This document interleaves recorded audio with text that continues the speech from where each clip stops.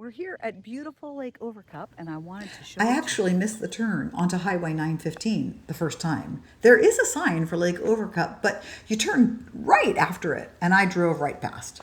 But once you get there, the lake is much larger than expected, while still feeling quiet and tucked away. There's a fishing pier and a boat ramp and plenty of room to get out in the water. The day I was there, as you can see, the water was calm and almost still. It was just a really peaceful place to walk out on the pier, look around, and enjoy the view.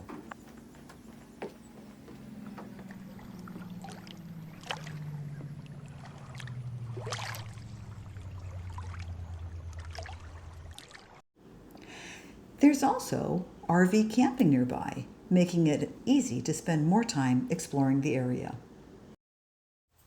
Just a short drive from the lake, this 10-acre property in Springfield, Arkansas offers plenty of room with all kinds of homestead possibilities.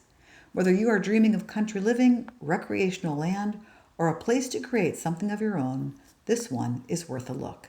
Contact the Central Arkansas Home Team for more information.